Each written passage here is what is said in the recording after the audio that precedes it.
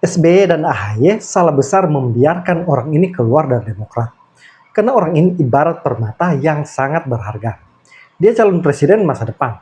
Dan akhirnya PD Perjuangan yang untung besar karena dia telah menjadi kader banteng. Dia adalah Ferdinand Hutahian yang mengaku lebih hebat dari Jokowi dan Gibran. Saya sudah menyatakan saya lebih baik daripada Jokowi dan lebih baik dari Gibran. Saya lebih baik dari Gibran. Boleh diadu saya sama Gibran. Jadi sebenarnya Megawati juga salah strategi di Pilpres 2024 lalu. Harusnya bukan Ganjar calon presiden banteng. Harusnya PD Perjuangan mencalonkan Ferdinand supaya bisa menang. Terbuktikan PD Perjuangan kalah karena Ganjar hanya mendapat 16%. Kalau Ferdinand calonnya pasti 100% PD Perjuangan menang. Karena Ferdinand ini mengaku lebih hebat dari Jokowi. Bayangkan dia lebih hebat dari presiden 2 periode yang sudah merintis prestasi dari wali kota Solo, gubernur Jakarta, kemudian presiden. Dia juga mengaku lebih hebat dari Gibran wakil presiden terpilih yang mendapat mandat 58% rakyat Indonesia. Jadi apalah Prabowo dibandingkan Ferdinand itu kecil. Karena mentor Prabowo saja Jokowi masih kalah dengan Ferdinand ini. Prabowo kan sering mengaku guru politiknya sekarang adalah Jokowi. Saya sudah belajar politik. Saya belajar dari Pak Jokowi yang mengalahkan saya. Berarti itu guru yang hebat, ya kan? Nah, udah. Tentara pertahanan tanya Prabowo, urusan politik aku datang ke orang Solo ini. Dia juga berani maju di Pilpres 2024 karena mendapat restu serta dukungan Jokowi. Jadi mungkin juga kalau waktu diputar kembali saat Ferdinand masih di Demokrat, kemudian Demokrat mencalonkan Ferdinand di Pilpres 2014 dan 2019, pasti Jokowi kalah telak. Ferdinand inilah yang akan menjadi presiden 2 periode. Jadi saya usul ke Megawati, kalau PD Perjuangan berniat kembali menang di Pilpres 2009, calonkanlah Ferdinand sebagai capres. Jangan yang lain. Terserahlah cawapresnya siapa. Lebih baik paket internal. Ferdinand Hasto. Ferdinand capres, Hasto cawapresnya. Ini paket komplit. Satu mantan napi UU ITE, satu terpidana kasus korupsi. Pasti banteng menang dalam satu putaran. Karena mereka takut kalah dan iya, mereka pasti kalah oleh kita di dalam satu putaran. Bloomberg New Economy juga salah memilih Jokowi masuk menjadi anggota Dewan Penasehat Global. Harusnya yang diajak mereka itu Ferdinand ini. Politisi yang sempat viral soal kasus kolor merah ini pasti lebih paham soal ekonomi global dibanding Jokowi presiden 2 periode yang sukses mempertahankan ekonomi Indonesia di era COVID-19. Teman-teman, ini satir. Karena memang sebenarnya banyak orang yang mengaku hebat seperti Ferdinand ini. Mereka mengklaim diri lebih hebat dari Jokowi. Mereka ini kalau bernarasi sangat arogan dan suka merendahkan. Mari kita list satu persatu. Pertama, Rocky Gerung yang mengaku lebih pintar dan hebat dari Jokowi. Ambisi Jokowi adalah mempertahankan legasinya itu. Dia masih pergi ke Cina buat nawarin IKN. Dia masih mondar-mandir dari satu koalisi ke koalisi yang lain untuk mencari kejelasan nasibnya itu. Dia memikirkan nasibnya sendiri. Dia nggak pikirin nasib kita. Itu bajingan yang tolol. Tapi bajingan tolol itu sekaligus bajingan yang pengecut. Ajaib, bajingan tapi pengecut. Kata-kata Anda itu dianggap melukai asas kesetaraan dalam demokrasi karena ketika Anda mengatakan seseorang seperti itu, Anda meninggikan posisi Anda. Memang saya tinggi, saya lebih tinggi dari presiden karena saya berdaulat, presiden tidak. Tetapi secara hierarki kan presiden itu adalah pemimpin, kepala negara. Kapan dia jadi pemimpin? Ketika dia minta izin pada rakyat, ketika dia dipilih oleh rakyat. Saya ingin sampaikan kepada Anda, Anda bicara, Anda beroposisi karena kedunguan. Memangnya Anda pikir Anda lebih pintar dari Jokowi? Jauh lebih dungu dari Jokowi. Anda lebih dungu dari orang yang paling dungu di Indonesia. Baik, ditahan. Rocky ini kan selalu berpersepsi seolah-olah dia paling pintar, paling benar dan paling Ini bahas Jokowi apa bahas gue?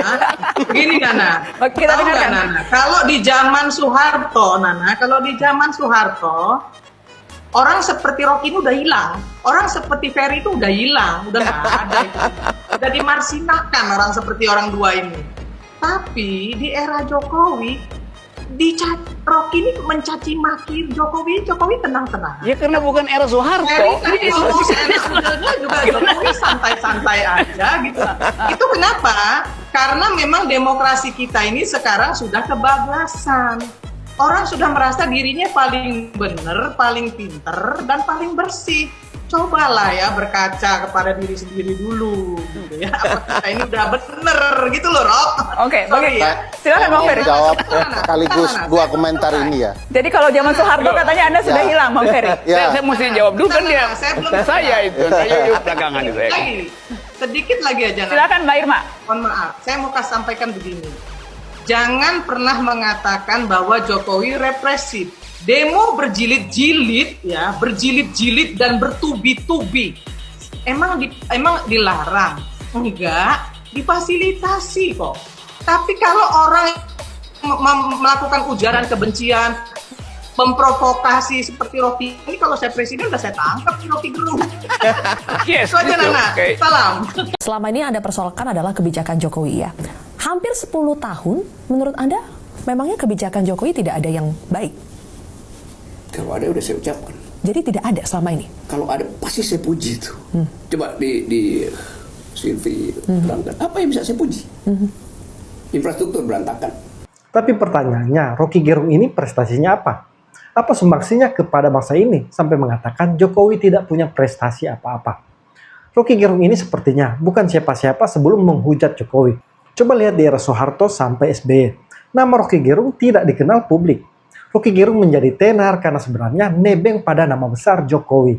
Dengan menjadikan Jokowi sebagai sasaran kritik, dia mendapatkan dukungan kelompok pembenci Jokowi. Dia menjadi pahlawan mereka. Tapi sebelum itu, Rocky Gerung ini bukan siapa-siapa. Jadi Rocky Gerung ini sebenarnya harus berterima kasih kepada Jokowi. Karena kalau tidak ada Jokowi, dia kehilangan panggung dan tidak akan dikenal. Kedua, Refli Harun. Refli Harun juga dengan pedenya mengaku lebih hebat dari Jokowi. Ini kadang-kadang dia kalau ngeritik Jokowi dia lebih hebat dari Jokowi loh. Mengeritik Prabowo dia lebih hebat dari Prabowo. Oh iyalah. Ini yang saya lihat ini begitu. Sekarang tapi tanya, begitu dikasih kesempatan untuk memimpin demonstrasi aja yang datang cuma 100 orang, 150 orang. Coba Anda pikir. Ini loh. Anda kan pengen debat tuh. Kalau Anda sanggup kasih Jokowi di depan saya, debat sama saya. Belum tentu saya kalah debat sama dia. Benar nggak? Benar nggak kawan-kawan? Kalau dia sanggup bawa Jokowi ke sini, debat sama saya, belum tentu saya kalah loh debat sama dia. Menurut Jokowi kan nggak kelas, makanya nggak mungkin debat dengan saudara yang nggak kelas tuh dia. Karena Refli Harun ini profesor loh. Tapi sebagai guru besar, dia tidak memberikan kontribusi sesuai bidangnya. Dia seperti dipinggirkan, menjadi akademisi tidak, menjadi hakim tidak, pengacara juga tidak. Dia tidak punya jabatan, atau dengan kata lain juga tidak punya pekerjaan tetap. Sepertinya mirip dengan Rocky Gerung. Refli Harun ini hanya jadi pengamat dan sekaligus YouTuber, yang kontennya malah lebih banyak provokasi daripada edukasi. Ketiga, Amin Rais yang sering menghujat Jokowi sebagai Jokodok, antek Cina dan lain-lain. Ternyata seluruh keluarga Jokowi juga maaf memalukan.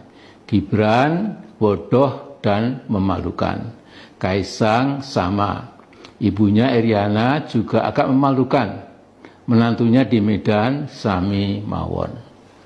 Nah, Jokowi menampakkan kebodohannya dan sekaligus ambisi butanya ketika menyatakan di berbagai forum bahwa sebagai presiden dia akan berkampanye dan memihak paslon yang ada, yaitu ada anak ingusannya sebagai cawapres. Hampir semua kalangan marah dan malu pada sikap Jokowi yang sudah tidak lagi punya etik atau moral. Nah, Jokowi sekarang ini sedang dikeroyok oleh sebagian besar anak bangsa yang sudah sangat muak dengan pikiran dan perilaku Mas Jokowi yang sudah tidak punya rasa malu lagi. Jadi beban nasional ya Pak Jokowi itu sekarang. Amin Rais ini merasa dia lebih hebat dari Jokowi, sehingga dia kecewa berat dan sakit hati Jokowi menjadi presiden 2 periode. Sedangkan dia yang punya ambisi besar menjadi presiden tidak pernah tercapai. Dia pernah 1 kali menjadi capres tapi kalah telak. Tapi sebenarnya Amin Rais ini tinggal memanen karmanya. Seperti kata Gus Dur, dia akan menjadi gelandangan politik. Lihat saja dia ditendang dari Partai Amanat Nasional yang dirintisnya. Partainya sekarang, yaitu Partai Umat pun banyak konflik. Karena Amin Rais melakukan politik dinasti dengan menjadikan menantunya sebagai ketua umum. Suara Partai Umat pun hanya 0,%. Keempat, Profesor Ikrar Nusa Bakti. Profesor ini juga selalu menjelek-jelekan Jokowi dan merasa dia lebih hebat dari Jokowi. Tapi sayangnya, Prof. Ikrar juga minim prestasi. Dia juga mengikuti jejak Refli Harun menjadi YouTuber. Narasinya pun banyak dicibir karena sekelas profesor, tapi analisanya seperti pengamat politik warung kopi. Bahkan dia pernah diskakmat Sujiwo Tejo karena terlalu memuji Megawati dan merendahkan Jokowi. Begini Bang ya, saya ini belajar ilmu politik tuh dari tahun 78 ya. Nih ya, EG tahu lah. Saya masuk UI itu tahun 78 sampai sekarang itu sebagai student of Political Science and International Relations, itu nggak ada itu dalam sejarah ya orang yang seperti Jokowi itu. Maksud saya orang yang sudah dibantu oleh sebuah partai politik ya, dari tingkatan yang wali kota, kemudian jadi gubernur, jadi presiden, dia minta anaknya jadi wali kota di Solo, dikasih juga, dia minta mantunya jadi wali kota Medan, dikasih juga ya. Tapi begitu di akhir masa jabatannya ya, itu kemudian dia malah bukan hanya tidak sejalan dengan partainya, tapi malah bertentangan dengan partainya ya. Makanya saya bilang kasus Jokowi ini is very extraordinary ya. The only one maybe in the world ya, in the world. Nah, soal balas budi ternyata begini Pak Garni. Ini saya bukan Pak Jokowi ya. Sorry, saya nggak ada urusan sama Pak Jokowi, sama Bu Mega. Tapi orang yang dibudiin dan jadi, kemungkinan dia memang punya potensi untuk jadi. PDI bisa aja memilih wali kota manapun waktu itu. Mungkin karena kepentingan yang dibilang oleh saudara namamu? Boni Argen, bahwa dia personifikasi dari akar rumput. Setidaknya dicitrakan sebagai tukang kayu, carpenter, oke? Ada itunya Pak Ikra. Sehingga kalau dalam logika kebalik, PDI juga utang budi ke Pak Jokowi. Sama. Saya tidak bisa mengatakan the crazy rich Priyo sama Pak Roni, utang budi sama keluarga Cendana, Caroni. Mungkin kalau dia memang dibantu dulunya, tapi kalau dia nggak punya jiwa petarung juga nggak akan sampai begini. Begitu juga Surya Paloh, sehingga dapat Freeport, proyek dan lain Bambang Susatyo dibantu, kalau nggak salah dia pernah cerita oleh Agung Laksono, oleh Bakri, sehingga dia naik. Tapi kalau dia nggak punya jiwa itu nggak bisa. Sehingga kalau misalkan yang membantu itu mengungkit-ungkit, saatnya aku punya potensi memang. Bantuanmu adalah lantaran dari Tuhan yang diberikan, bukan karena satu-satunya, karena aku memang punya potensi. Dengan segala hormat kepada Bahlil itu susah waktu kecilnya, bahkan dihina-dina, kurang makan, jiwa petarungnya ada apapun, bukan soal dokternya ini. Jadi kalaupun dia dibantu oleh seseorang untuk naik, dia punya jiwa petarung itu. Kelima, Megawati selalu merasa paling hebat dari semua presiden yang ada. Pak Jokowi, dia adalah petugas partai. Ketika saya jadikan Pak Jokowi, orang kan seperti tidak mau tahu. Sepertinya Pak Jokowi itu jadi oleh siapa, mereka, dan lain sebagainya. Lupa, saya punya tanda tangannya Pak Jokowi. Dia adalah petugas partai. Tanda tangan itu untuk Ketua Umum PDI Perjuangan. Tapi kan tidak pernah saya beber-beber. Hanya supaya suatu waktu kalau yang namanya pembulian pada saya itu sudah kelewatan, baru akan saya katakan ini adalah konstitusi partai. Sampai tingkat presiden yang datang dari kita itu adalah petugas partai. Kamu tahu nggak sih Ibu Muni udah pinter, cantik, karismatik, pejuang apa nih? Kayak ngene kabeh moh aku. Pak Jokowi ku udah ngono lho. Mentang-mentang lah iya, padahal Pak Jokowi kalau nggak ada PDI Perjuangan juga aduh kasihan dah.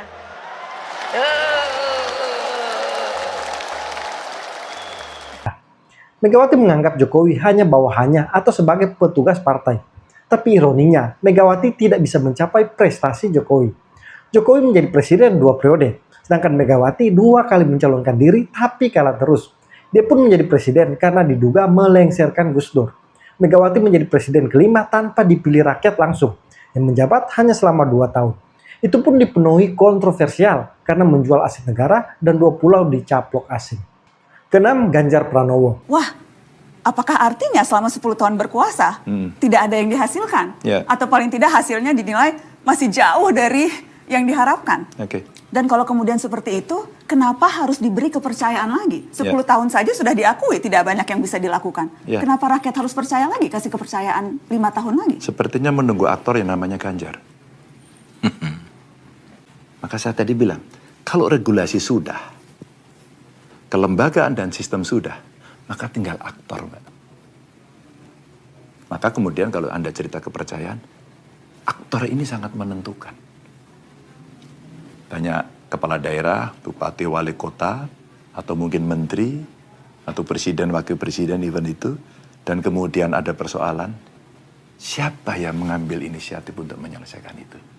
Anda mau katakan bahwa selama ini aktornya yaitu Presiden Jokowi tidak cukup bisa melakukan itu dan akan berbeda kalau aktornya Anda? Saya kira iya. Pak Gubernur gagal, maka saya mengakui Pak Ganjar yang kurang apa dari Jawa Tengah? Kemiskinan saya masih sedih. Brebes itu masih luar biasa miskinnya. Apakah kita tidak bisa mendorong? Berarti Anda gagal? Iya, saya gagal. Saya gagal. Kalau kemiskinan itu menjadi nilai nomor 1 dan itu membuat seorang gubernur tidak layak, izinkan saya nggak mencalonkan lagi. Ganjar mengaku lebih hebat dari Jokowi yang memimpin selama 10 tahun. Menurutnya, aktor atau presiden yang ditunggu adalah dirinya. Padahal kenyataannya, memimpin Jawa Tengah saja tak mampu. Ganjar sendiri mengaku gagal memimpin Jawa Tengah. Terus kenapa berambisi jadi presiden Pak Ganjar? Ketujuh, ya Ferdinand Huta Heian. Seperti yang saya katakan di awal, narasi saya tadi sebenarnya hanya satir untuk mengejek Ferdinand yang dengan sombongnya mengaku lebih hebat dari Jokowi dan Gibran. Pada kenyataannya, Ferdinand ini salah satu politisi bejat.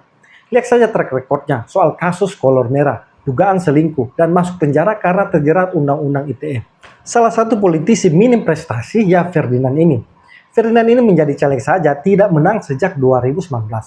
Dia pun sudah 3 kali loncat partai. Dari Demokrat, sempat ke Gerindra, kemudian ke PDI Perjuangan. Tapi ketika menjadi caleg dari PDI Perjuangan di 2024 pun juga gagal. Jadi Pak Ferdinand, gimana ceritanya Anda lebih hebat dari Jokowi dan Gibran? Kalau nyalek saja tidak dipilih rakyat. Jadi itulah 7 tokoh yang sok mengaku lebih hebat dari Jokowi, tapi pada kenyataannya sebaliknya. Mereka tidak punya prestasi apa-apa. Bagi saya, khususnya untuk Rocky Gerung, Refli Harun, Amin Rais, Prof. Ikra, dan Ferdinand, kalau merasa lebih hebat dari Jokowi, coba nyalek di 2029. Dan kita lihat, kalian dipilih rakyat atau tidak. Jangan sok mengaku lebih hebat dari Jokowi, tapi hanya bualan semata. Buktikan diri, atau kalau lebih menantang, coba kalian nyapres. Misalnya Ferdinand dan Rocky Gerung, pasangan capres dan cawapres. Atau mungkin Amin Rais dan Refli Harun. Coba kalian uji, apakah kalian hebat atau tidak. Apakah kalian akan dipilih rakyat atau tidak. Jangan-jangan partai saja ogah melirik kalian. Karena jelas kalian ini tidak punya kualitas dan kualifikasi sebagai pemimpin bangsa. Coba renungkan ini. Salam kontra narasi.